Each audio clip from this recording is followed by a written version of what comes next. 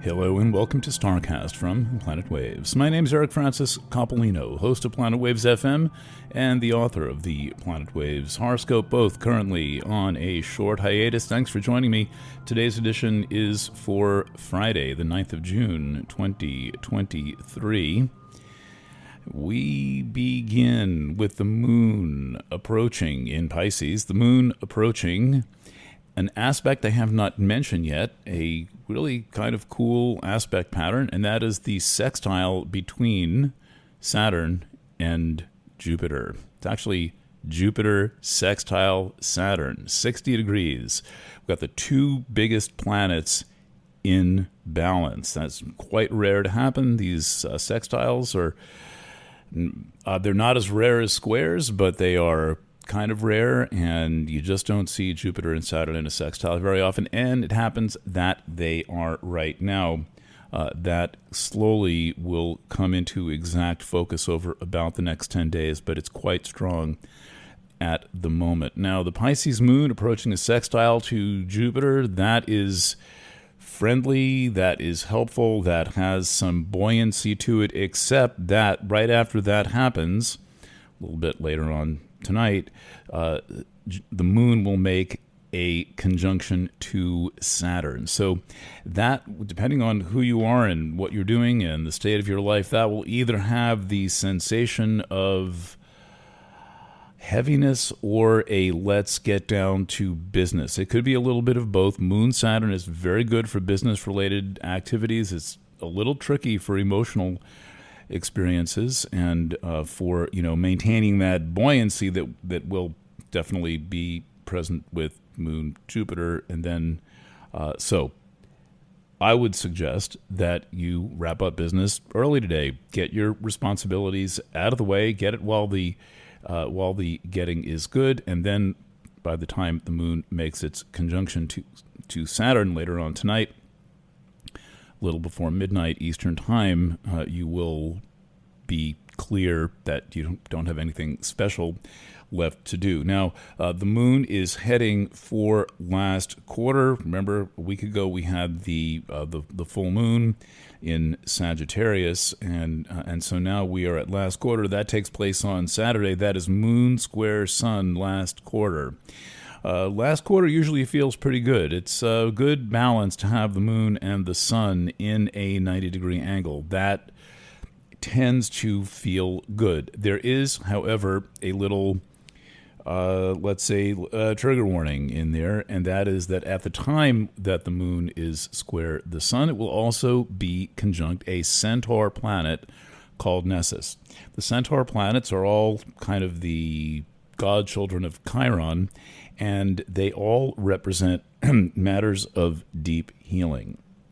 And so deep healing usually means some form of investigating the injury, cleaning the wound, and if that is not the spirit of the day, then there can be this sensation of like, oh my God, can't get it right. There's this deep thing that I am dragging around, and that is the nature of Nessus, the deep thing that is being dragged around. It's a little bit like Psyche in that sense, the asteroid Psyche, but centaur planets are a lot more influential than asteroids. And so this can represent some old and deep material, and the chances are, like almost all injuries of its nature, that it is lodged on the emotional, not the physical, the emotional level. There may be some form of body memory, but remember, this is largely about feelings.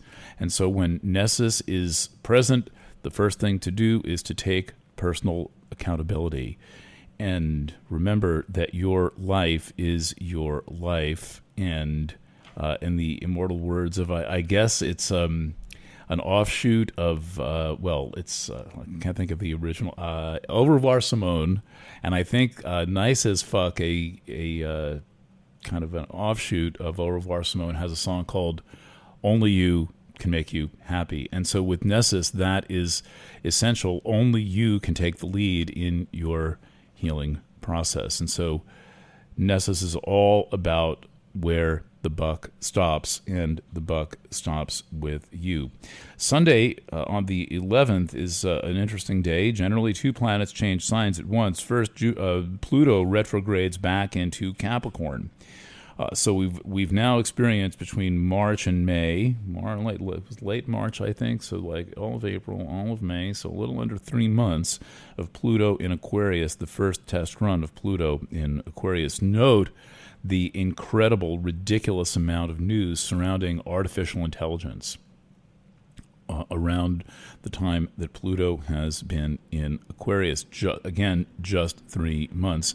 And I have someone feeding me daily a kind of a customized news feed of things related to UFOs and related to artificial intelligence. And I have to say it is enough to have a complete news blog dedicated to those issues. And so the AI issue, ChatGPT being used by lawyers to write legal briefs, and ChatGPT finding its way into newsrooms, taking over journalism. If we think that Google has taken over our lives, wait till we see the effects of this. It's not something that I am really looking forward to.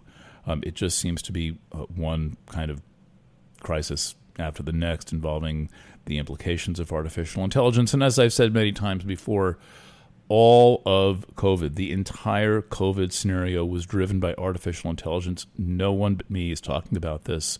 The entire thing was the product of digital technology, and in particular, AI technology being used by virologists as their last desperate gasp to prove that they have any reason to exist at all.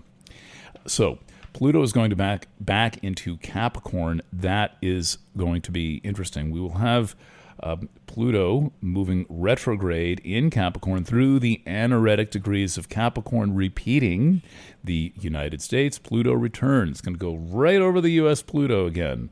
So get ready for some interesting developments on the, let's see, as Allen Ginsberg put it way back in 1967 or so, the fall of America. Pluto will go direct on 10/10 and will re-enter Aquarius on 1/20/24. Again, it will re-enter Aquarius on January 20th, 2024. So, starting on Sunday for the rest of the year, Pluto remains in Capricorn, and the United States Pluto return is re-invoked. I will add my article about the U.S. Pluto return if you are interested, and there's a whole resource area at Planet Waves on the U.S. Pluto return. All of this insanity that we are seeing centered in and around the United States and what used to be called the free world pertains to the return of Pluto to the place where it was at the time the Declaration of Independence and the Articles of Confederation, 1 year apart approximately, a year and a half apart, one in 1776, one in 1777. They've got approximately the same Pluto position. These two charts, again, the Articles of Confederation, Scorpionic America, for those of you who are old astrology buffs from way back in the 20th century, and the conventional Sibley chart, or USA number 1, both are going to be fully engaged in this experience of that I know of. It's the only time that a standing republic has actually had its Pluto return. Kingdoms have them, empires have them, but standing republics tend to be short-lived.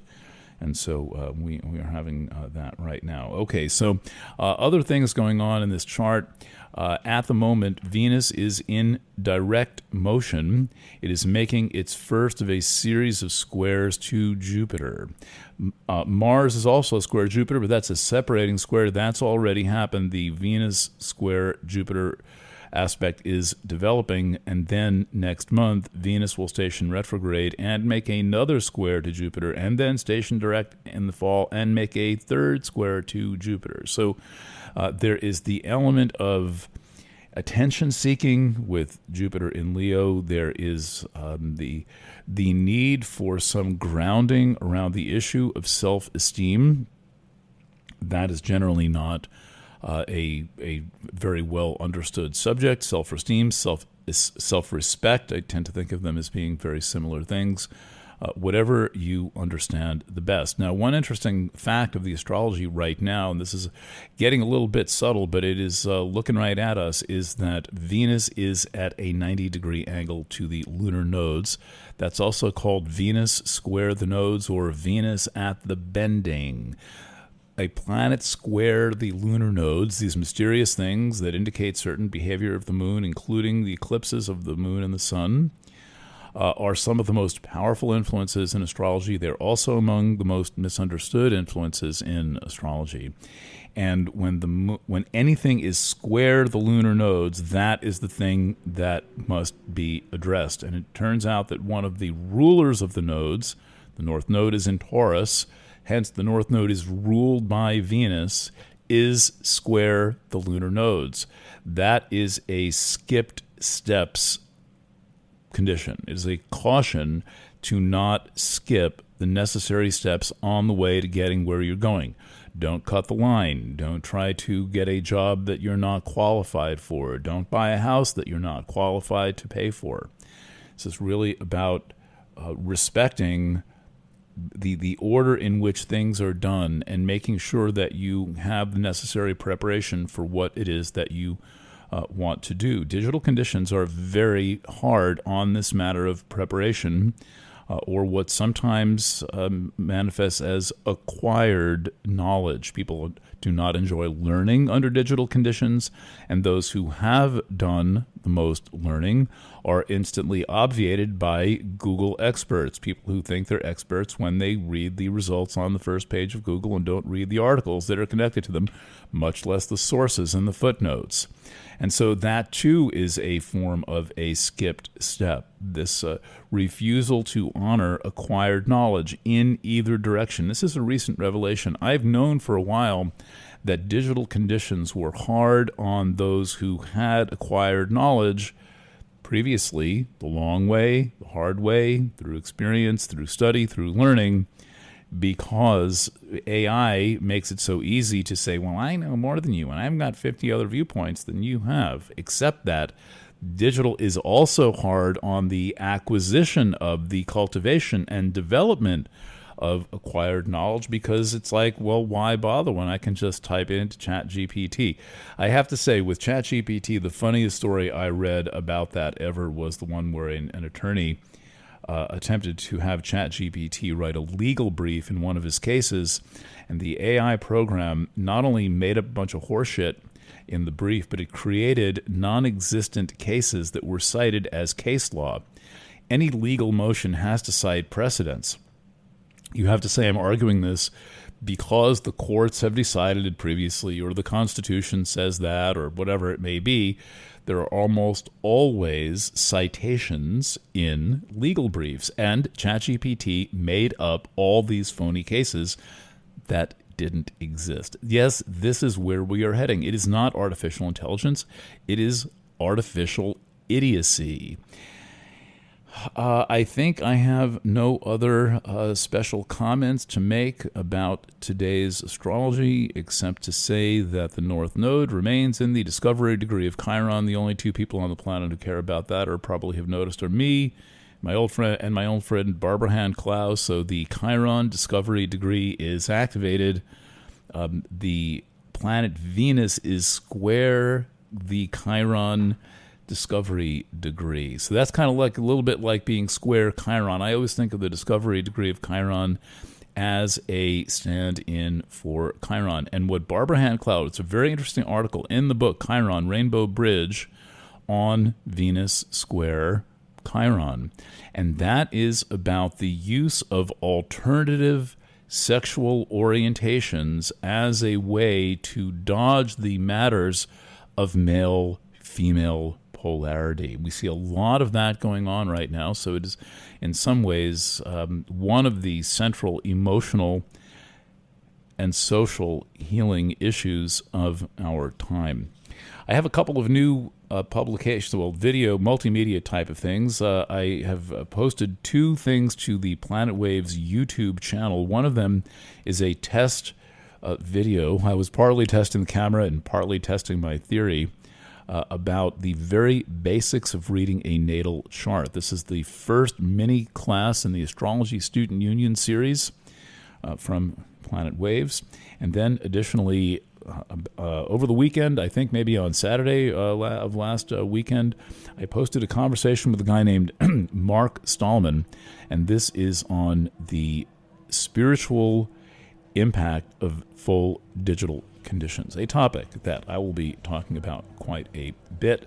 We have pre-sale for the Cancer Astrology Studio reading and also pre-sale for Trifecta, the 2023 mid-year reading that will address Venus retrograde, Jupiter in Taurus, and Pluto in Aquarius.